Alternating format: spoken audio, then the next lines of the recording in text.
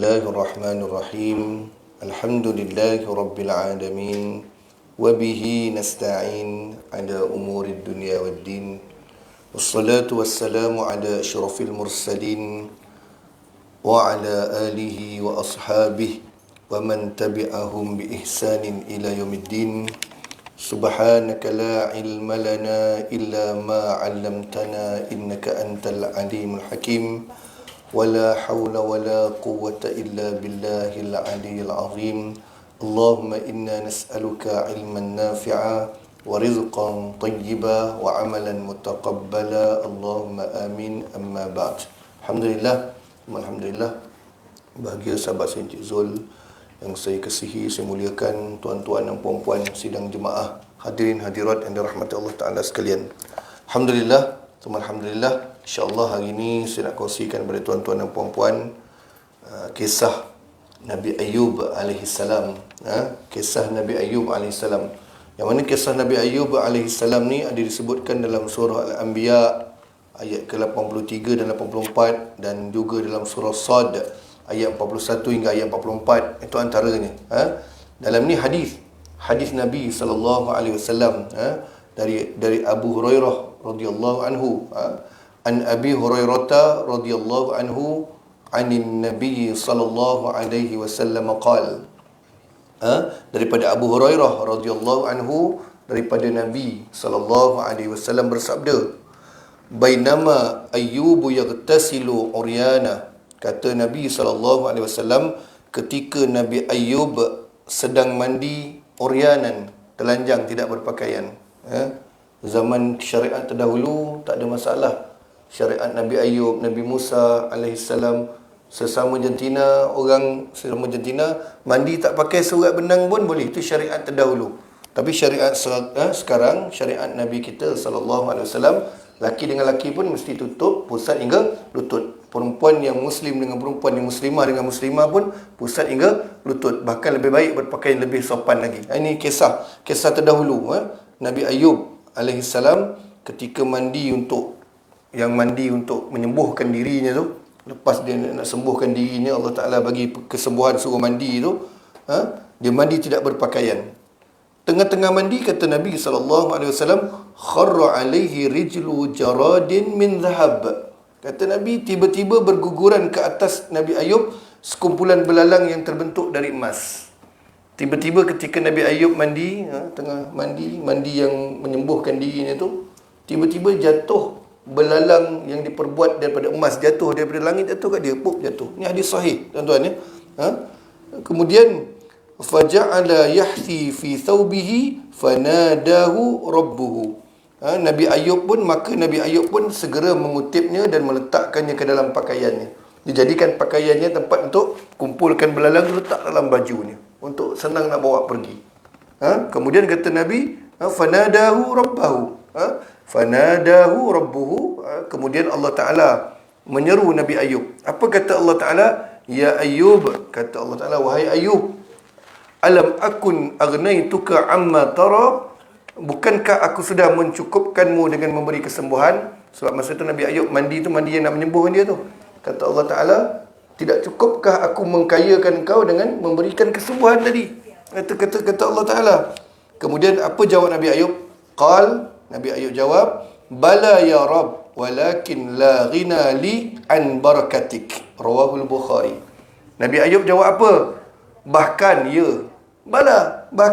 memang aku dah dapat kekayaan dengan kesembuhan. Sebab sembuh ni, kesihatan ni lebih bernilai daripada kekayaan harta benda. Tapi kata Nabi Ayub, saya tidak akan rasa cukup dari menerima keberkatanmu. Cerdik Nabi Ayub, tuan-tuan. Cerdik, dan itu jawapan yang betul. Rezeki jangan ditolak. Rezeki sembuh, satu kisah ibu-ibu. Yang kedua, rezeki harta benda pula, jangan tolak. Kan? Tuan-tuan jangan pelik lah, saya pakai songkok, kopiah saya hilang dalam kereta tadi. Kan? Bukan nama naik calon pilihan raya. Calon jenazah dia lah. Calon pilihan raya jauh sekali. Encik Zul kan? Tak adalah kan? Kopiah biasa dah ada dalam kereta dah. Songkok kopiah semua dalam kereta untuk pakai. Sekali hilang tak ada petang ni. Cari memang tak jumpa, tuan-tuan. Benda ni waktu dia hilang betul. Yang ada songkok je. Okey lah tu, jubah ada stripe hitam pakai dengan songkok hitam. jarang dibuat dia orang, tapi ada orang buat dulu sebelum saya. Okey lah. Kan? Boleh lah ibu-ibu tengok, perempuan tengok, songkok lah ni. Ini hadis sahih, riwayat Bukhari. Berkaitan Nabi Ayub ketika saat kesembuhan dia mandi daripada air yang Allah Ta'ala suruh letakkan kaki, jadinya air mata air tu mandi. Ketika mandi tak habis lagi, Allah Ta'ala bagi rezeki dah. Dah lah rezeki sembuh. Rezeki belalang yang tercipta dari emas jatuh, dia ambil, dia kumpul dalam baju. Allah Ta'ala nak uji Nabi Ayub AS, Rasulnya. Bukankah aku dah kayakan kau? Kata Allah Ta'ala, alam akun agnaituka amma tara. Bukankah aku telah mengkayakan kau dengan memberi kesembuhan ni? Nabi Ayub kata, bala. Bahkan iyalah. Tapi aku tak pernah rasa cukup dengan keberkatan rezeki daripada engkau. Maka rezeki jangan tolak. Ini saya gunakan juga. Kalau saya pergi mana-mana tempat, kadang-kadang lagi Johor. Johor ni kita dah makan, dibungkuslah berkat dia tu untuk ustaz. Bukannya sikit, benda yang sama banyak. Kita dah makan, besok mungkin kita tak makan. Apa saya buat tuan-tuan? Kalau orang buat macam tu, saya akan panjangkan sedekah. Bagi budak jadi security guard, bagi budak-budak kerja plus contohnya, bagi budak-budak kerja 7-Eleven, seronok dia dapat nasi biryani kambing. Sama juga kain pelikat. Bila ustaz-ustaz ni kain pelikat dapat sampai penuh almari kain pelikat. Orang bagi kan, bila sendera mata ke apa semua, nak pakai tak terpakai dah. Saya pun tak rajin pakai kain pelikat. Dalam jubah pakai seluar semayang tu je. Saya panjangkan sedekah pada orang lain. Jangan tolak rezeki dari Allah Ta'ala. Nabi Ayub tidak tolak rezeki tu. Bahkan dia kata, aku tak pernah rasa cukup dengan keberkatan rezeki daripada engkau. Dan hadisnya juga nak bagi tahu kita bahawasanya Allah Ta'ala pun sebut kesembuhan tu satu kekayaan. Betul tak? Ada orang dia sakit, dia bayar duit dia sampai habis simpanan, dia jual tanah, gadai tanah, tak juga sembuh. Dia tidak merasai kekayaan lagi dah. Sebab duit banyak tak boleh makan sedap. Duit banyak duduk atas kerusi roda. Jadi biarlah kita ni kaya kesihatan, sehat alhamdulillah. Dan juga kalau ada rezeki duit, harta benda tu alhamdulillah, tu bonus.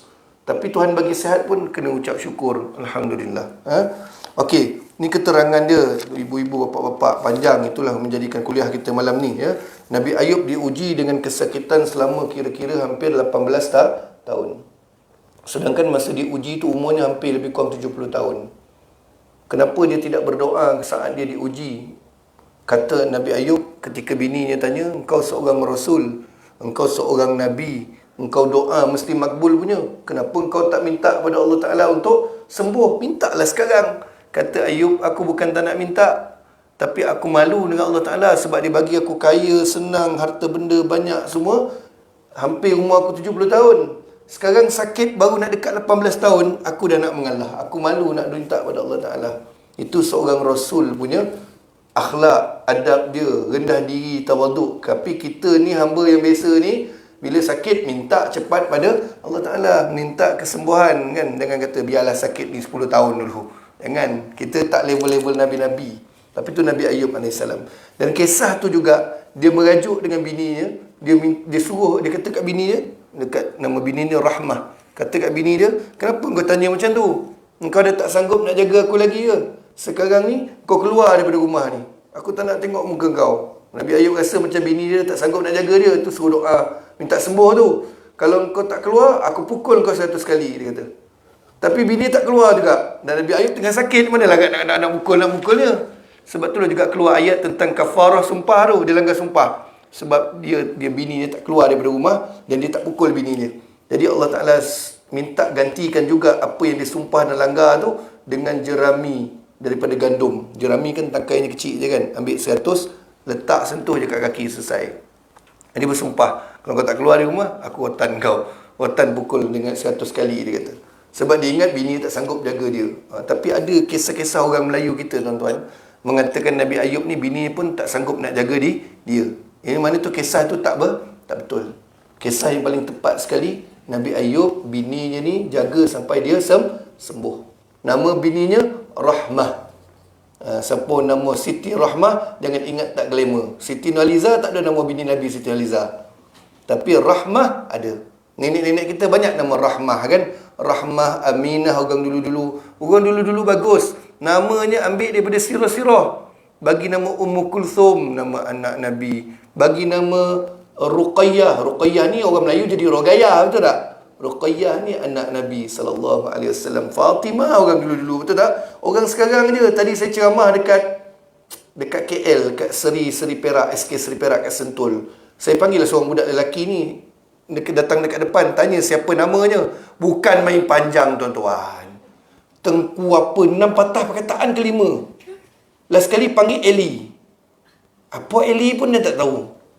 Panjangnya nama orang sekarang. Orang dulu Aminah, kan, Rugayah, pada Ruqayyah, Qaf, Ruqayyah, Khadijah, jadi Tijah. Ni yang saya Tijah namanya, tiba-tiba Tijah, Khadijah, kan, Khadijatun.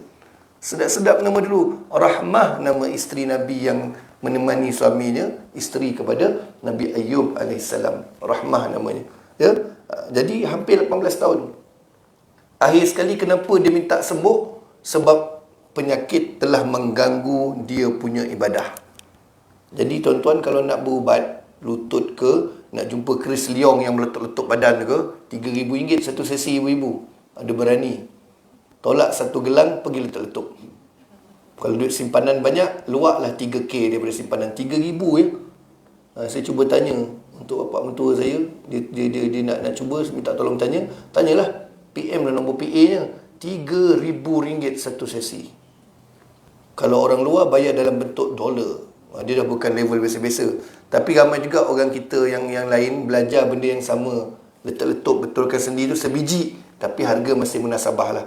Saya pernah pergi satu tempat tu, RM250 pun ngeletar tangan bayar. Kata 150, rupanya itu apa dia panggil? Follow up. Untuk kali pertama datang 250, follow up 150. Pandai dia bisnes, kan? Nasib baik tak bergaduh masa tu. Tapi alhamdulillah, sakit dekat belikat tak hilang-hilang, denyut dia hari lepas bawa kereta hilang, alhamdulillah sampai sekarang. Sebab kan melegakan tubuh badan kita. Jadi Nabi Ayub AS, dia berdoa pada Allah Ta'ala minta sembuh bila penyakit dah ganggu dia punya ibadah. Jadi tuan-tuan kalau nak pergi bedah, nak buat laser mata ke, nak pergi bedah lutut ke, nak pergi pasang plat besi ke tubuh badan, niat untuk ibadah. Mudah sembuhnya, cepat sembuhnya, lama bertahannya. Jangan pergi laser mata sebab dah lama tak tengok Hindustan, tak nampak. Dah lama tak tengok TV cerita Melayu. Nak baca Quran contohnya. Itu nyambil lah besok. Kenapa nak bedah lutut? Bukan nak main golf berdiri lama. Nak semayang banyak-banyak. Kan? Kenapa nak buat itu, ini? Niatkan kerana Allah Ta'ala. Mudah-mudahan itu cara Nabi Ayub AS. Dan saya belajar bab Nabi Ayub ni macam tu. Nabi Ayub ketika tak ganggu semayang dia, zikir dia, lantaklah punya sakit. Dia nak tunggu sampai umur dia 70 tahun tu, maknanya umur 140 tahun baru nak doa. Dia senang 70 tahun tu, dia nak sama dengan umur dia senang.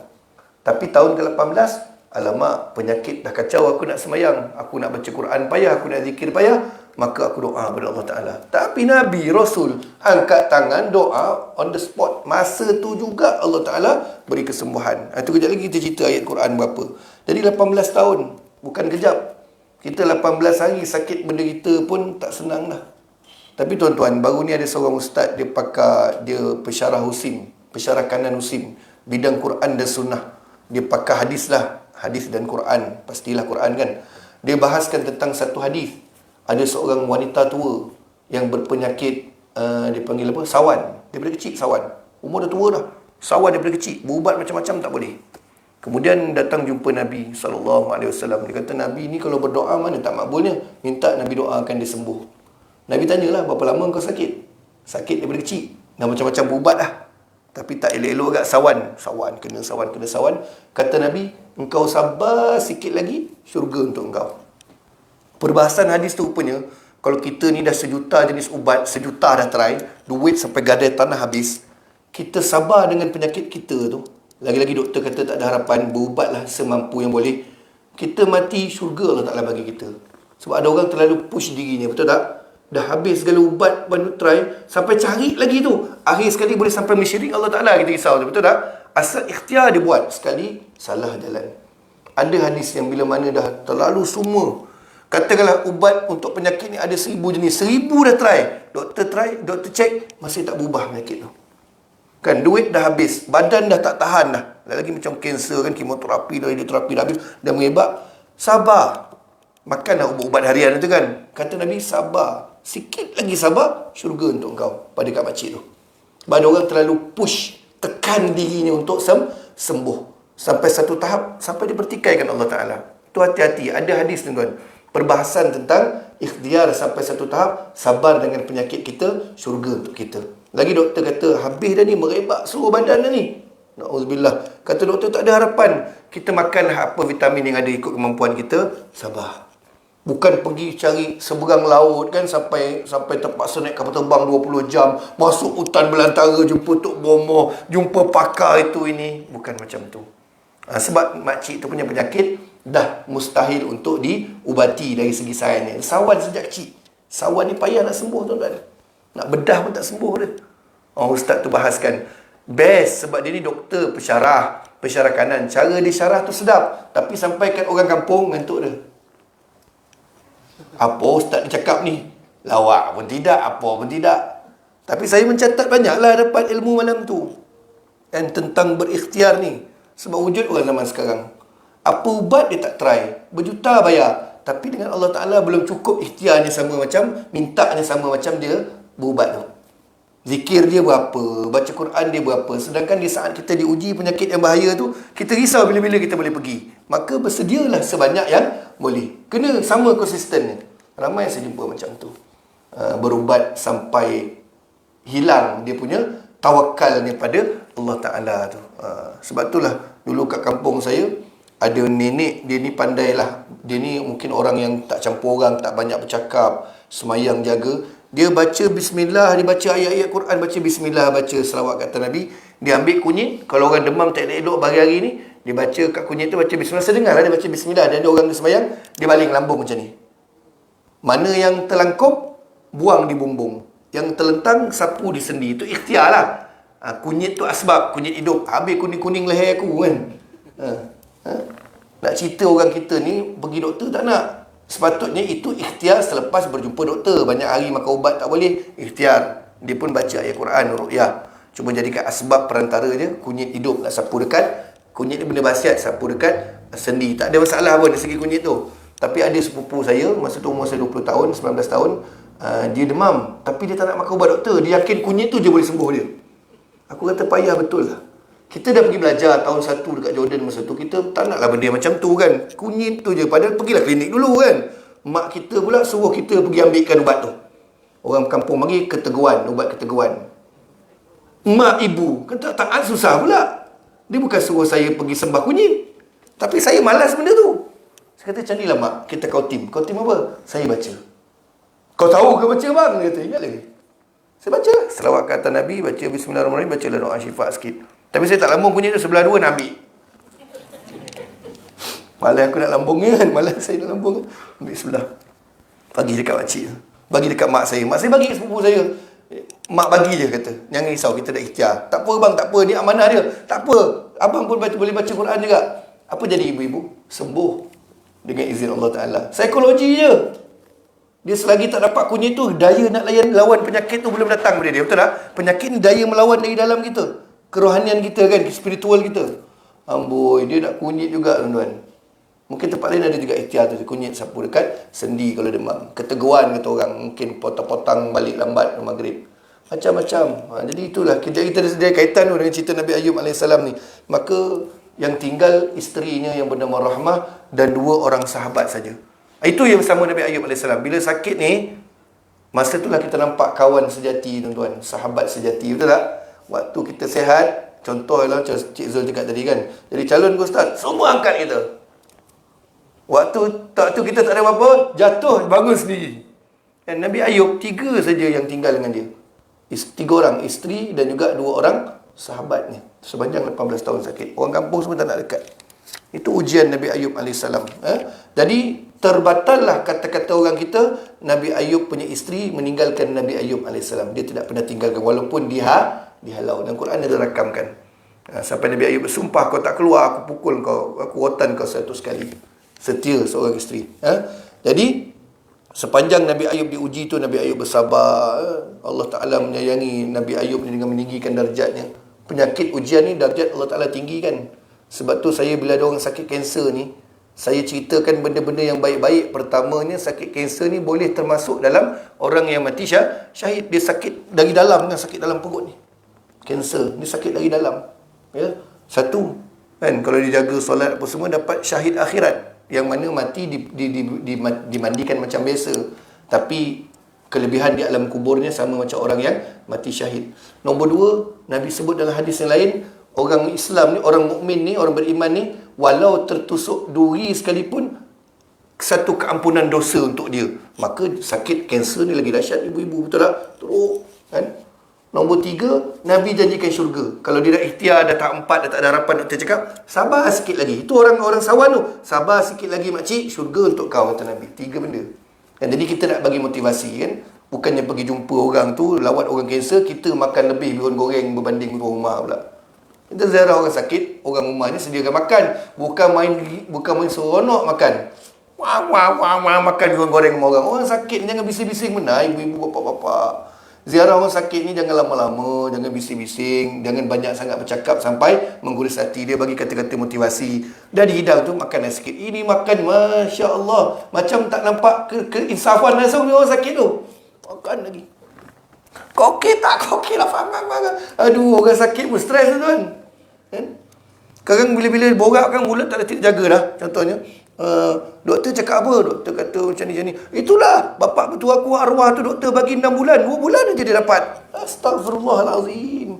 Dia kata pula, abang mati pula. Ya? Ziarah orang sakit ni, satu, jangan lama-lama. Nombor dua, jangan lupa doakan untuk dia. Nabi doakan untuk dia. La ba'sa tahur insyaAllah. Dan as'alallahul azim. Banyaklah doa-doa Nabi berdoa untuk orang-orang yang sakit, kan, doa yang baik-baik. Jadi Nabi Ayub AS, tuan-tuan dan rahmati Allah Ta'ala sekalian, boleh tengok dalam Al-Quran ayat 83 dan 84 surah Al-Anbiya. Itu saat Nabi Ayub AS telah bukan tak tahan, tapi dah rasa penyakit aku dah mula ganggu aku punya ibadah, maka aku tak bolehlah nak biarkan. Sebab Nabi Ayub pentingkan ibadah berbanding melayan penyakit itu. Penyakit ganggu ibadah. Dan Nabi Ayub ni banyak cerita-cerita dongeng dia, tuan-tuan. Selain daripada bininya kata tak duduk jaga dia, antaranya kata Nabi Ayub AS ni, apa dia? Penyakitnya tu kusta, dagingnya sampai berulat. Ulatnya tu Nabi Ayub letak tepi dulu, nak semayang. Dah lepas semayang, letak balik. Sebab itu rezeki ulat tu, mana datang cerita tu. Wallahu'alam. Paling-paling pendapat ulama' bab sirah ataupun sejarawan Islam pun, Nabi Ayub ni penyakitnya penyakit kulit, tapi yang tak pernah menimpa umat sebelum dan selepasnya, sesudahnya. Mana penyakit itu khusus untuk dia, tapi berkaitan kulit. Jangan pula kita buat satu kesimpulan itu adalah eczema. Ni pernah jadi satu tempat saya kuliah. Mungkin macam eczema, Ustaz. Eczema ni menggaru, tuan-tuan. Ini sampai 18 tahun. Ubat pun tak ada. Dia jumpa tabib semua, perawat-perawat, tak ada ubat. Kusta tak boleh. Dia sakit macam mana pun seorang Nabi dan Rasul, tidak boleh tergugurnya kesempurnaan seorang Rasul tu, antaranya rupa paras tak boleh berubah sampai jadi nampak buruk di mata manusia, tak boleh. Tidak boleh ada kecacatan macam mana fitnah kepada Nabi Musa, orang kata dia gagap, tak boleh. Seorang Rasul tabligh nak menyampaikan, mana boleh gagap. Seorang Rasul tidak boleh dicaci tubuh badannya, maknanya Allah Ta'ala takkan jadikan kekurangan yang boleh menyebabkan cacian pada seorang Rasul. Jadi penyakit tu kita serahkan pada Allah Ta'ala, tak perlu kita perbahaskan. Ini benda tu dibahaskan. Mungkin kusta kot. Kusta ni paling terkenal alam Melayu, betul tak? Nabi Ayub sakit kusta. Tidak sama sekali. Kerana sakit kusta seperti tuan-tuan maklum, dia diasingkan kerana dia melibatkan perubahan pada fizikal. Nampak buruk di mata manusia. Tapi itu ujian untuk mereka dapat pahala. Buruk. Nabi Ayub tidak berubah buruk rupanya pun. Tu timbulnya kisah, letak ulat tepi, lepas mayang letak balik. Nabi Ayub kata, kesian ulat tu, rezeki dia. Mana datang cerita kau? Kan memandai aja. Tak ada. Tak boleh kata macam tu. Sebab seorang Rasul, as-salamatu, bahasa Arabnya, as-salamatu terpelihara minal amrad, daripada penyakit-penyakit al-munafirah, yang boleh menyebabkan dia aib dan malu dipandang dipandang hina oleh manusia. Sebab tu dalam buku ni ada juga, Nabi Musa pernah dituduh ada sopak di tubuh badan dan buah zakarnya besar sebelah. Tahu memang macam tu dalam hadis. Apa Allah Ta'ala buat nak cuci nama Nabi Isa AS dengan di atas fitnah orang-orang Bani Israel tersebut, kaum dia? Allah Ta'ala masa Nabi Musa tengah mandi di celah-celah batu, sebab zaman Nabi Musa AS syariatnya lelaki dengan lelaki boleh mandi bogel sama-sama. Itu syariat dulu. Syariat Nabi Muhammad SAW tak boleh. Tapi Nabi Musa betapa mulianya dia malu nak buat macam tu. Sedangkan boleh zaman dia mandi seorang-seorang celah batu. Allah Ta'ala perintahkan dalam hadis sahih sebut, batu bawa lari baju Musa. Musa letak baju atas batu. Batu bawa lari baju Nabi Musa. Bawa lari sejauh mana? Masuk ke pasar awam orang zaman tu. Nabi Musa kejar dia tak pakai apa-apa. Dia sambil bawa tongkat saktinya tu, ketuk batu tu. Kuk-kuk dalam hadis sebut. Marahkan batu, baru batu tu berhenti tengah-tengah pasar. Semua orang terpegun tengok kulit Nabi Musa AS putih, bersih, satu titik sopak pun tak ada, dan tidak seperti dinyatakan buah zakarnya besar sebelah, tidak. Menunjukkan sopak pun tak layak ada pada tubuh seorang Rasul. Ingat, seulang banyak kali kat sini dah. Tak adanya kusta pada Nabi Ayub, tak adanya gagap pada Nabi Musa, tak adanya apa dia panggil, tak adanya Nabi Isa AS orang jahat diserupakan mukanya. Tak betul. Dalam hadis Musnad Imam Ahmad, yang diserupakan muka sama macam dia tu pengikutnya yang taat, dia mati masuk syurga, mati syahid sebab gantikan tempat Nabi Isa. Apa lagi? Nabi Yaqub yang orang katakan buta, menangis kerana kehilangan Nabi Yusuf AS. Dia tidak buta, dia cuma ada selaput putih. Wabiyaddat ainah, ada selaput putih yang menutup matanya, tapi tak buta, masih nampak, mungkin terganggu sikit dek selaput tu. Buta pun melemahkan seorang Nabi. Tak boleh. Nabi buta habislah dia.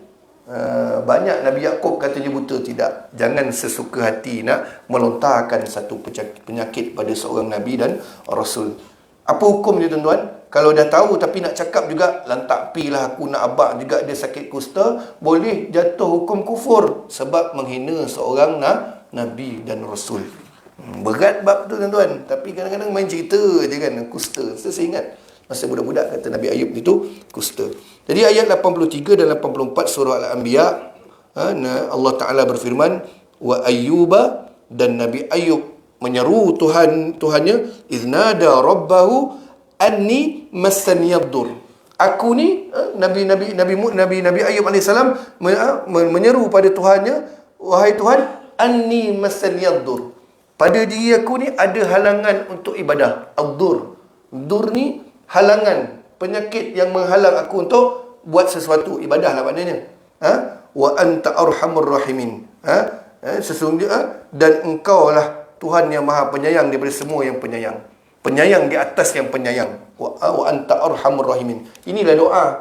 Rabbi anni massaniyad dur wa anta arhamur rahimin. Inilah doa yang syifa selalu baca, betul tak? Darul syifa ke, darul apa ke.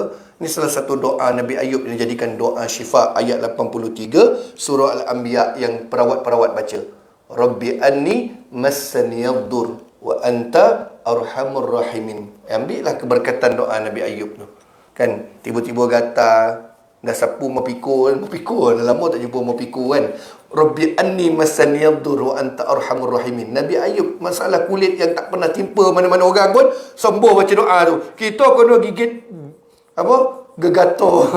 Orang panggil ulat gatal atau kena gigit kelengkiak ke, bacalah Rabbi anni massaniyad dur, dan penyakit-penyakit lain. Sebab doa tu umum. Kemudian ayat 84, apa kata Allah Ta'ala? Fastajabna lahu fakashafna ma bihi min dur.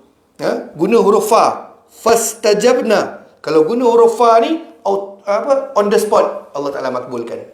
Dan ayat Allah Ta'ala sebut, maka kami kabulkan doanya menggunakan huruf fastajabna. Fastajabna, huruf fa ni bermakna on the spot punya sahutan, jawapan. Fastajabna ni contoh, saya tak tukar ayat Quran, contoh. Kalau guna wastajabna, huruf waw tangguh sikit. Mungkin 5 hari ke, 8 jam ke, 3 minggu ke baru sembuh. Wastajabna kalau huruf waw. Ini saya belajar begitu, kaedah bahasa Arabnya. Kalau guna summa, kemudian summa stajabna, kalau guna summa lama lagi baru sembuh. Tapi untuk Nabi Ayub AS, pilihan Allah Ta'ala ni guna fa. Fastajabna, huruf fa ni bermakna on the spot. Memang betul, on the spot kami kabulkan doanya, minta sembuh. Bacalah ayat tu. Mana tahu dengan izin Allah Ta'ala fastajabna lahu kan, disembuhkan kita serta-merta. Wa atainahu wa atainahu ahlahu wa mithlahum ma'ahum rahmatan min indina wa dzikra lil abidin. Dan kami kembalikan keluarganya serta kami kembalikan keluarganya kepadanya serta kami lipat gandakan jumlah mereka sebagai satu rahmat daripada kami dan peringatan bagi semua yang menyembah kami.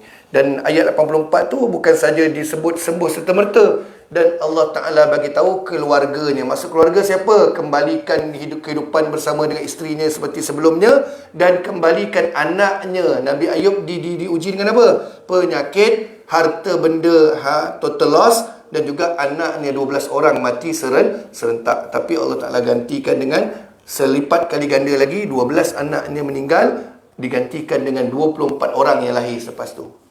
Allah Ta'ala gantikan. Jadi ini kat saya belajar, ustaz saya cerita masa tu, antara tafsirannya, kalau kita nak Allah Ta'ala gantikan apa yang kita hilang berganda-ganda banyaknya, kita kena gandakan ibadah kita di saat kita kehilangan tu. Kalau kita biasa semayang duha 2 rakaat kan, waktu kita diuji semayang 4, 6, 8. Tapi janganlah berharap digantikan benda yang sama ataupun secepat mungkin. Percayalah Allah Ta'ala gantikan. Itu amalan Nabi Ayub AS. Ketika sakit, bukan luntur semangat ibadah dia, sekali ganda naik ibadah dia. Tapi jangan pula tiba duit perempuan hilang, contohnya RM2 kan, dia semayang duha banyak-banyak.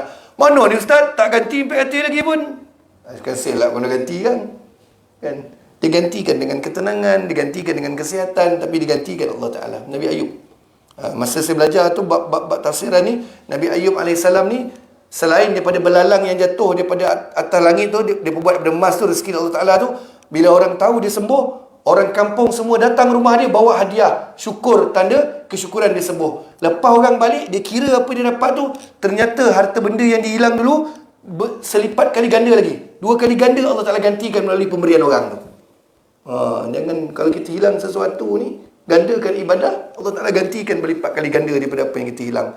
Anak hilang 12, 24 orang Allah Ta'ala ganti.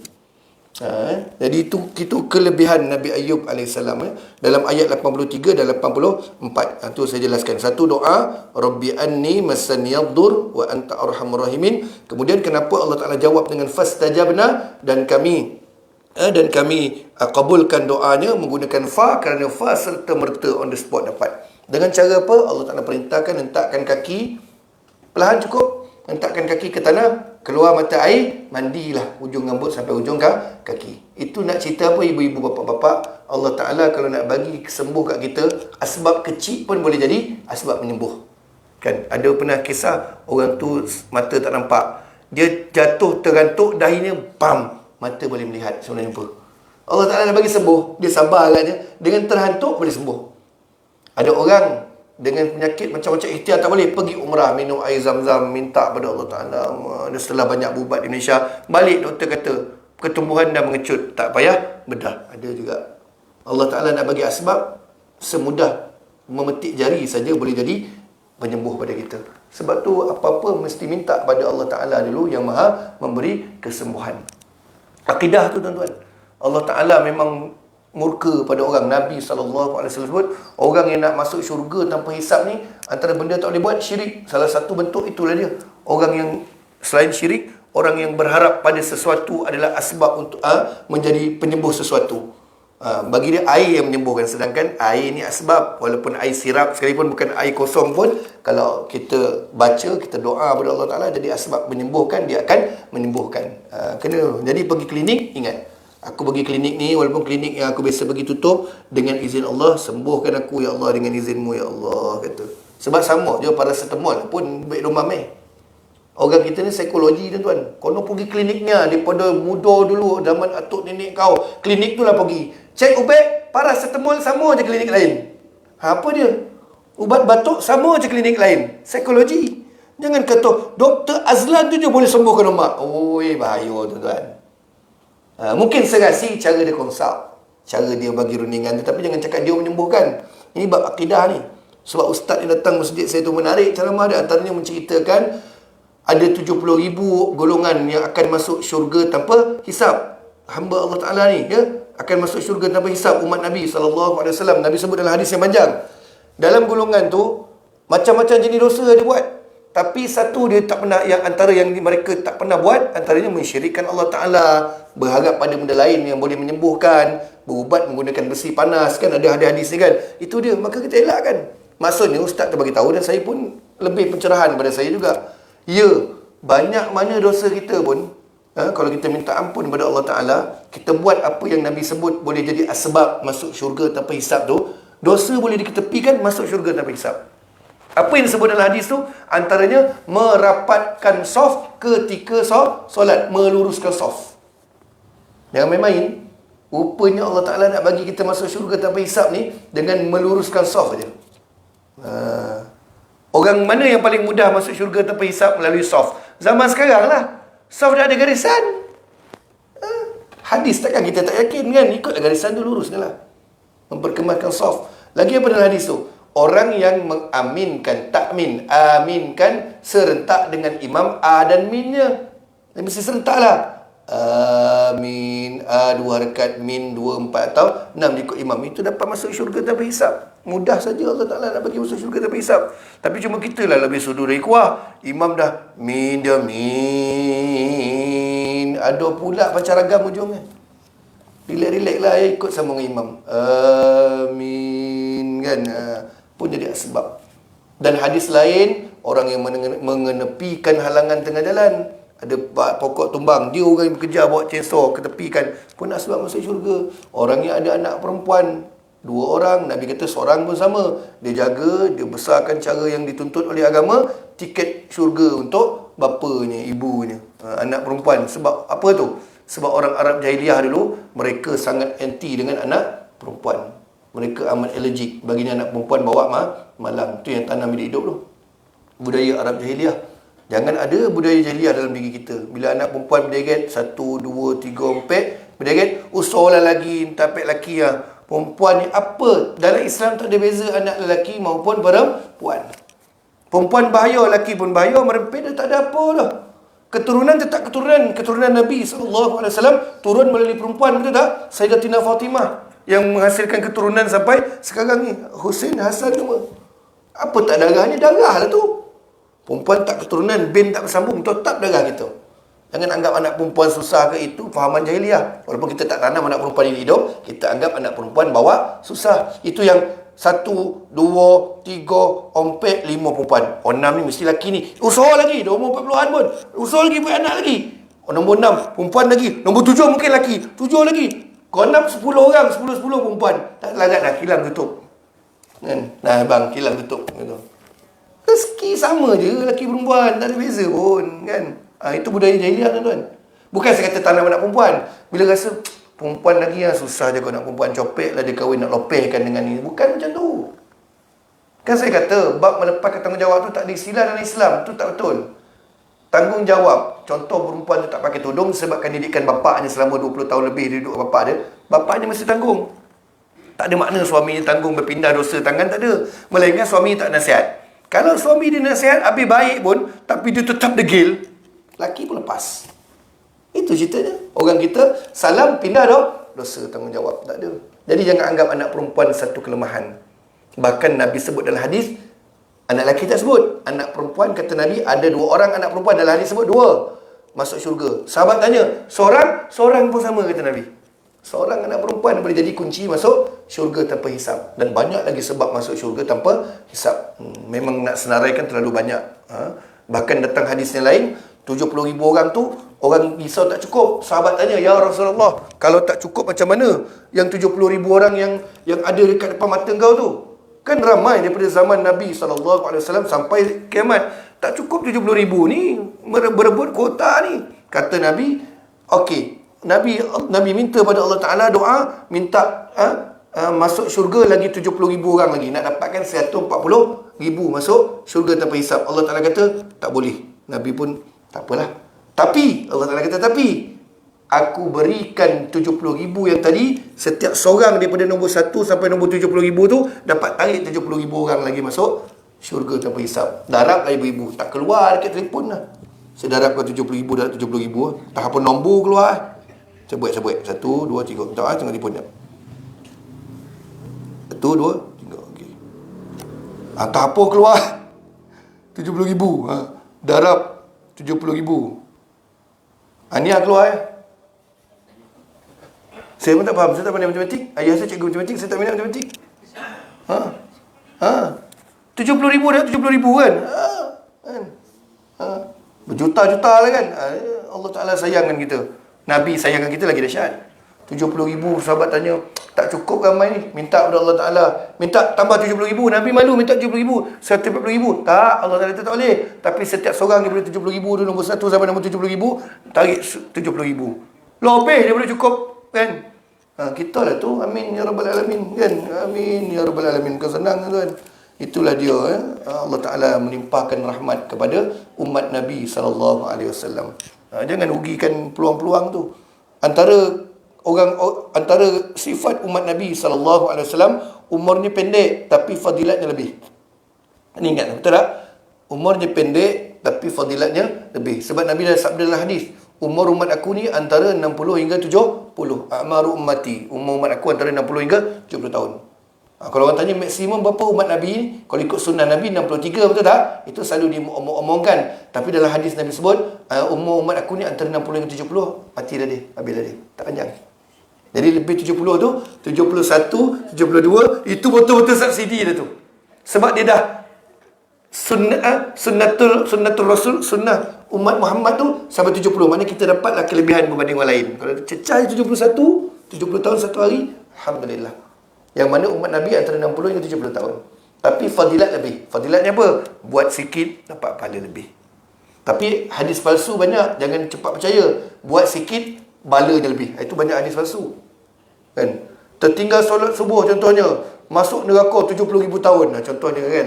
Ataupun terlambat bangun subuh. Dibukul oleh malaikat 70,000 kali. Contohnya itu antara matan-matan hadis yang palsu. Tak semudah tu. Apa lagi membuatkan orang Melayu? Siapa yang dengar azan subuh kemudian dia tidur balik, mayat borek.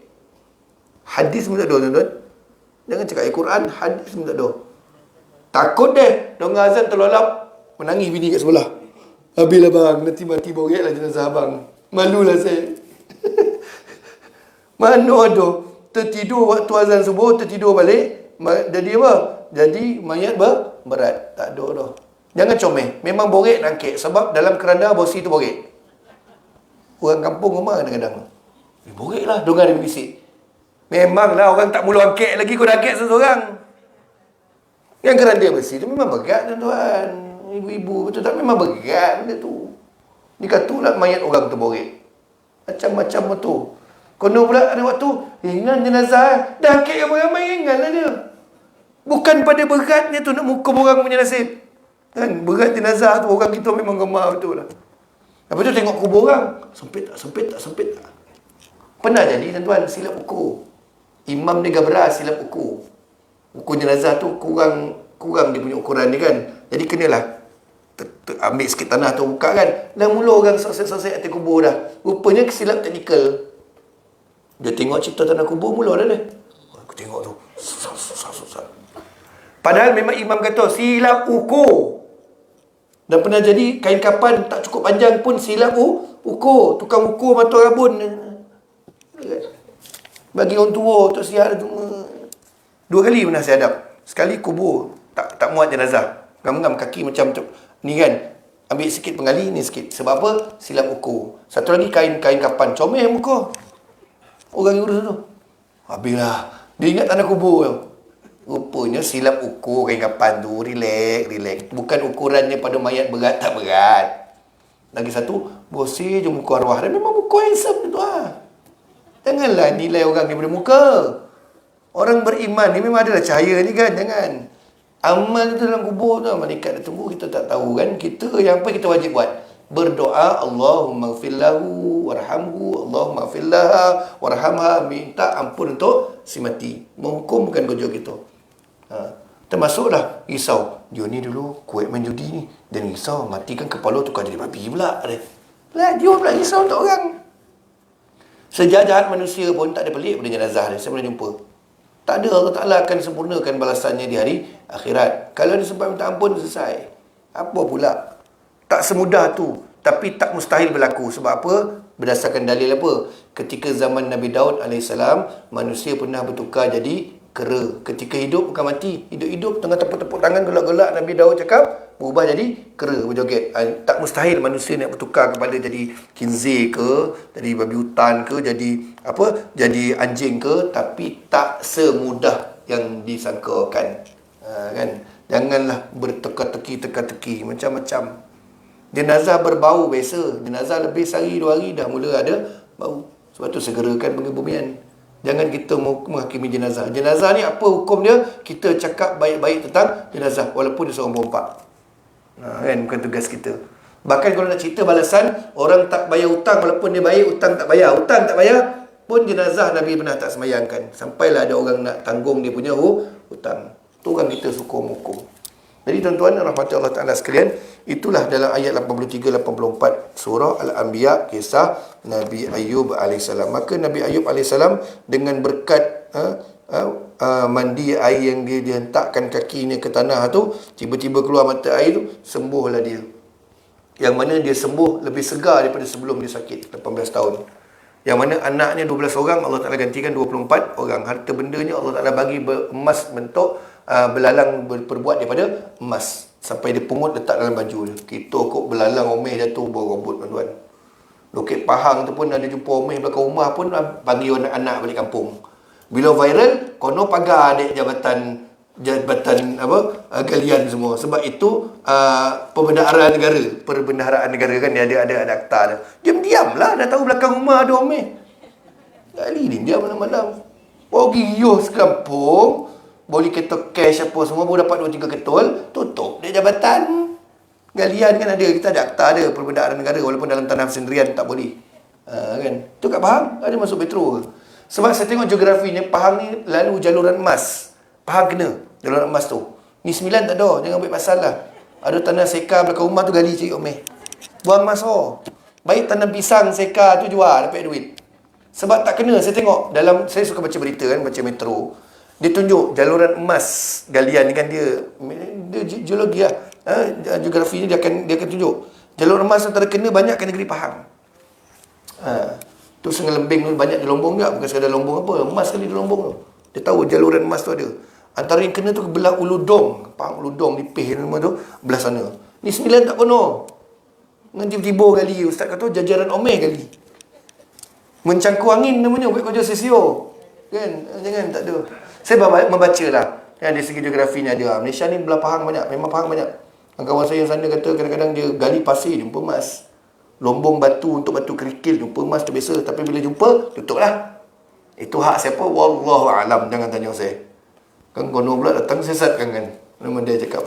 Itu adalah jabatan-jabatan ni dah adalah pihak-pihak yang berhak kat atas ni. Macam tu lah. Emas. Negeri Sembilan tak kena. Berapa negeri kena. Tapi banyak Pahang. Alhamdulillah. Galian emas kan. Jadi tak adalah. Dan kalau kita pun emas berbentuk belalang ni adalah kurniaan dari Allah Ta'ala. Dan juga belalang ni kalau cerita hukumnya, ada dalam hadis sebut 2 bangkai yang halal dimakan. Walaupun tak semua dia tak apa, dah mati boleh makan. Belalang dan ikan. Belalang dan ikan. Pernah makan belalang tak? Tak pernah. Saya pernah makan belalang goreng sedap. Belalang kunyit goreng garing-garing. Tapi kalau buat masalah mak cilapi, goli nak gigit. Lembik je bagian perut dia tu.